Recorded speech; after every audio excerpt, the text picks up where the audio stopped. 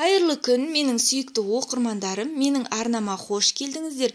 Бүгін сіздермен бірге қысқа әзірлікті бастап, қытырлақ әрі атылмайтын осындай қияр жабатын боламыз. Менің арнама тіркеліп, осы видеоға лайк басып қойыңыздар. Ең алдымен тереңдеу ыдысқа қиярды салып, суды құйып, 2 ас қасық ас содасын салып аламыз. 2 ас қасық ас содасын салып алғаннан кейін жақсылап араластырамыз да, қиярларды видеода көрсетілгендей етіп, ысқылап жуып алатын боламыз.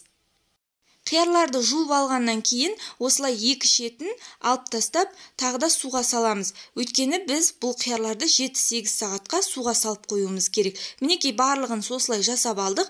Енді 7-8 сағатқа қалдыратын боламыз. Енді банкаларды стерилдеуге кірісеміз. Ол үшін осындай мантоварканың кастрюліне осындай ақ майлықты салып, бетіне крышкаларды қоямыз да, оның үстіне банкаларымызды қоямыз. Жартыдан жоғары етіп су құйып, 20 минутқа барлық банканы бірден стерилдеп алатын боламыз. Менде 4 килограмм қиярдан осындай 7 банка, 1 литрлік банка қияр шықты.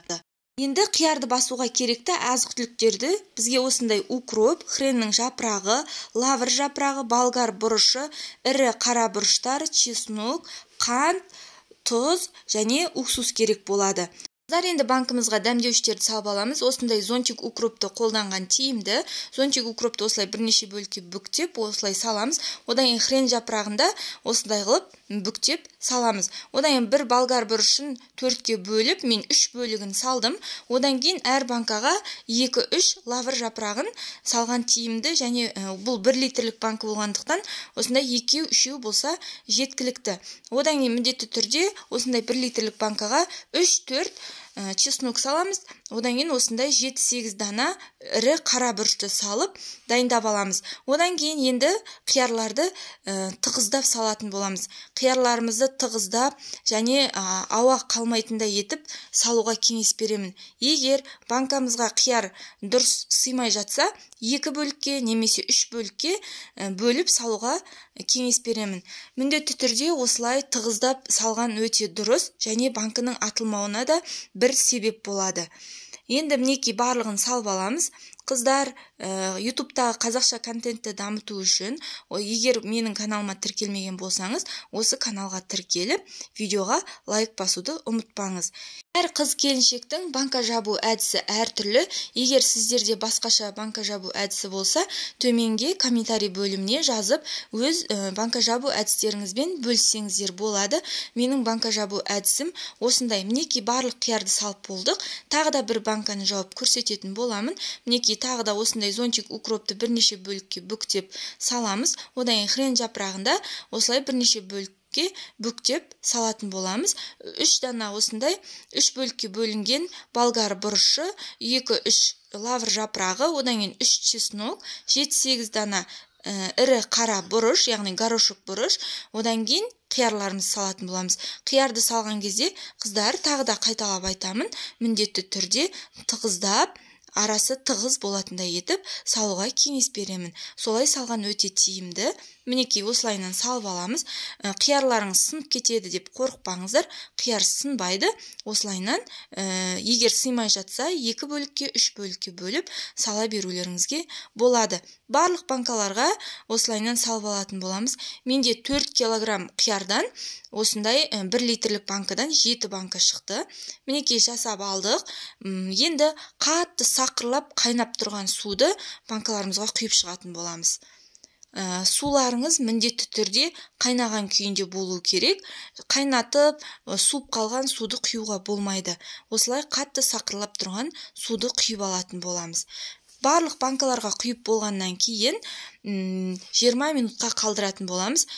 Жай ғана қалдырмаймыз, бетін орамалмен немесе қалың майлықпен жауып 20 минутқа қалдырып қоятын боламыз. Біз бірінші рет суды құйып қойдық. Енді 20 минут уақыт өткеннен кейін осындай арнайы қақпақпен немесе өздеріңіздің білетін әдістеріңізбен бірінші құйылған суды төгіп тастайтын боламыз. Қазір біз тағы да 2-ші рет су құятын боламыз. Мінекей дайын болды. Осылайынан барлық банкаларды суын бірінші құйылған суды төгіп тастайтын боламыз. Қыздар, егер осы арнаға тіркелмеген болсаңыздар, осы арнаға тіркеліп, подписаться белгісін басып, және де осы видеоға лайк басып қоюларыңызды сұраймын. Мінекей дайын болды. Енді екінші рет қатты қайнап тұрған суды құятын боламыз. Міне екінші рет суды құйып жатырмын. Барлық банкаға осылай екінші рет суды құйып алатын боламыз. Қыздар, осы жаңағы төгіп тастаған суды екінші қайтадан қайнатып қолдануға болады. Мен бірақ жаңадан суды қолданып жатырмын. Мінекей екінші қайтара құйып болғаннан кейін тағы да 20 минутқа қалдыратын боламыз. 20 минут өткеннен кейін міне екінші рет суын төгіп бастаймыз. Тағы да суларын төгіп тастаймыз. Қыздар, естеріңізде болсын, 2 рет суды құямыз, 2 рет төгіп тастайтын боламыз. Қыздар, енді екінші рет суды төгіп тастағаннан кейін осылай толтырмай 1 ас қасық тұз, 1 ас қасық қант және 1 шай қасық уксусты құятын боламыз. Және банка атылмасы үшін 1 аспириннен саламыз. Егер сіздің өзіңіздің бақшаңыздың қияры болатын болса, ол кезде аспиринді қолданбай қоюға болады. Мен базардан сатып алған қияр болғаннан кейін аспирин қосуды жөн көрдім. Аспирин қосқаннан кейін банка міндетті түрде атылмайтын болады. Енді толтырып суды құйып, бетпе-бет қылып суды құямыз да, осылай крышкасын салып, банка жабатын құралмен банкамызды жабатын боламыз. Қазір мен сіздерге мінекей дайын болды. Енді осылай аунататын боламыз. Яғни тұз, қант, аспирин еруі үшін, бір-бірімен араласу үшін осылай аунататын боламыз. Мінекей енді екінші рет тағы да суын төгеміз. Келесі банкының міндетті түрде суын төгіп тастаймыз. Енді тағы да егер сізде 1 литрлік банка болатын болса, 1 ас қасық тұз, 1 ас қасық қант. Егер 2 литрлік банка болатын болса, 2 ас қасықтан саласыз. Ал егер 3 литрлік банка болатын болса, 3 ас қасықтан салатын боламыз. Мінекей тұзын, қантын, уксусын, аспиринді салдық. Енді қатты сақырлап қайнап тұрған суды құйып, қақпақты жауып, банка жабатын құралмен банкамызды жабатын боламыз. Қыздар, егер сіздердің банка жабатын, осында қияр жабатын әдістеріңіз болса, комментарий бөлімінде бөлісіп қойыңыздар. Мінекей дайын болды. Дайын болған банкаларды осылай теріс қаратып қойып қоямыз. Теріс қаратып қойып қойғаннан кейін барып, енді барлығын жылы жерге қоюымыз керек. Яғни астына көрпе жайып, бетіне, мінекей көрпе жайып алдым. Бетіне бағанағы орамалымызды жабамыз. Тағы да үстінен көрпені қабаттап жауып қоятын боламыз. Көрпені жауып қойғаннан кейін өзі суығанша 1-2 күн өтеді. 1-2 күн осындай қалың көрпенің немесе қалың бір шубаның арасына салып қойсаңыздар да болады. Назарларыңызға рахмет.